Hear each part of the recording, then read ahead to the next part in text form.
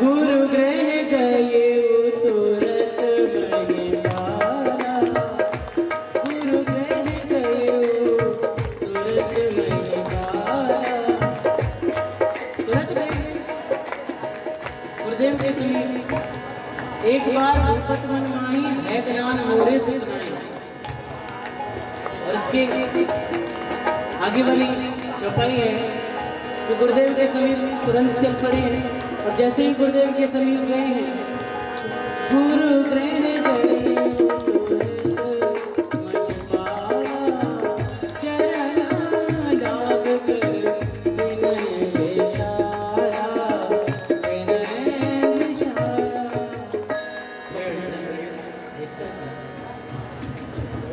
जब कभी हमारे पास में हमसे मिलने के लिए आया करते थे, हमारा मुखार है कमल के पुष्प की तरह सदैव खिला हुआ रहता था।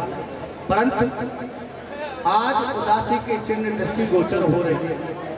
क्या चिंता है कि सोच में डूबे हुए हो? अपने गुरु के समक्ष तो प्रकट करो। आप जो मेरे मुख पर उदासी के चिन्ह के साथ की रेखाएं देख रहे हैं, ये यथार्थ है। वैसे आपकी कृपा से सदैव मंगलमय रहता हूँ। आपकी कृपा से सब कुछ प्राप्त हुआ और इस जीवन के कर्माधार आप ही हैं गुरुदेव। मैंने आज तक आपको अपना सुख ही सुख सुनाया, दुख नहीं सुनाया। लेकिन आज मैं आपके श्री चरणों में अपना दुख सुनाने के लिए आया हूँ गुरुदेव।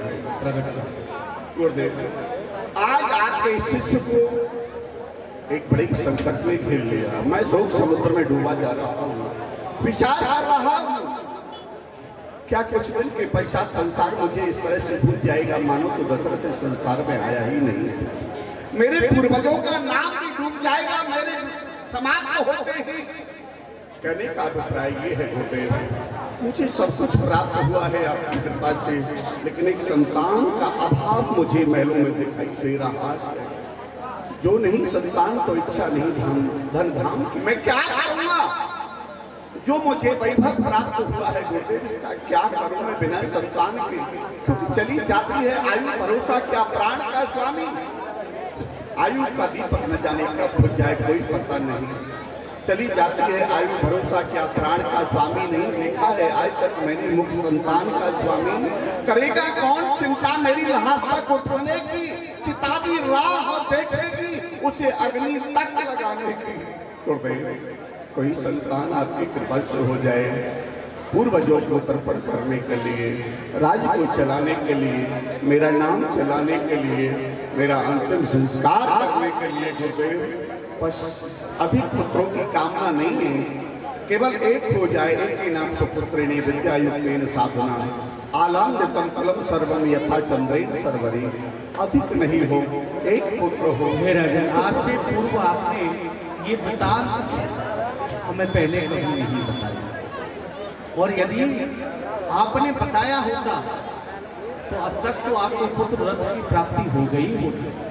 और फिर आप अपने हृदय में विचार करें, हम आपको पंडित कहते हैं, ज्ञानी कहते हैं, इसलिए कि तुम चिंता से ग्रसित हमें दिखाई दे रहे हैं। क्या तुम्हें पता नहीं है कि चिंता चिता से बढ़कर है, उनके समान लग जाती है। मुर्दे को चिता जलाती है, परंतु चिंता तो जीते जी को ही खा जाती है। और फिर राजन, हो जाए पुत्र कुपुत्र कहीं तो ग्रह को शमशान बनाता है। अरे व्यर्थ का ख्याल है राजन, बेटा कब नाम चलाता है। और फिर देखो उन महान भावों को, अपने पूर्वजों की तरफ क्यों नहीं देखते हो? देखो उन महान भावों को जिन्होंने सुंदर यश अपने आप कमाया है। ध्रुव, प्रहलाद आदि को का क्या पुत्रों ने ही नाम चलाया है? इसलिए व्यर्थ में चिंता ना करो। हमारे पास बड़े ही विश्वास के साथ में आए हो तो हम तुम्हें अवश्य ही आशीर्वाद देंगे। ध्यान से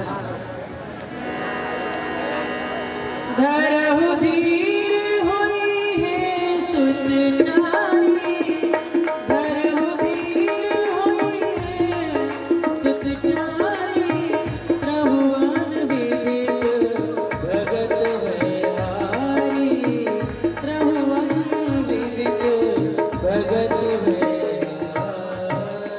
धैर्य धारण करो, किसी भी प्रकार की चिंता ना करो, क्योंकि अब तुम हमारे समक्ष खड़े हुए हो। हे राजन, तुम एक पुत्र की बात करते हो, हम तुम्हें आशीर्वाद देते हैं, तुम्हारे गृह में एक पुत्र नहीं, दो पुत्र नहीं।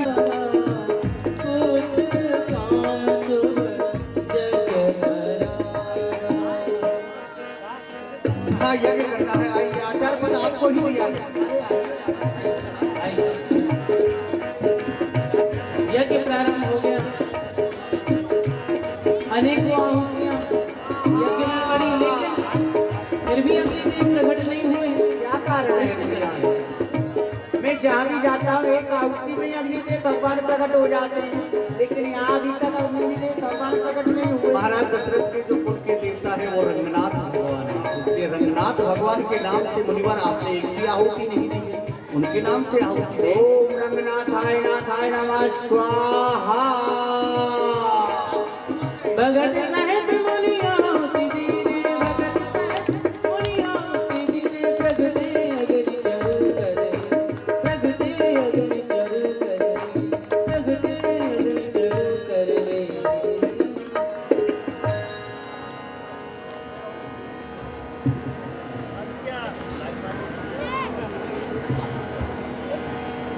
जय हरि बाँट देहु रख जाई, जथा जोग जही भाग बनाई।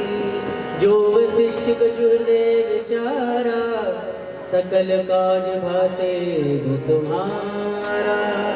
हे वशिष्ठ जी, जो आपने अपने हृदय में विचारा है वह अवश्य ही सत्य होगा। इदम तु पायसम प्रजाकरम देव निर्मितम, प्रजाकरम गृहाणत्वम धन्यम आरोग्य वर्धनम, भार्याणाम अनुरूपाणाम अस्मीति प्रियच्छवे, चतुपुत्रम भवति मम वरदानस्य संभवः। यह हम बाँट देहु नृप जाई, जथा जोग जिह भाग बनाई। यह हमें ले जाओ राजन, इसी में कल्याण है।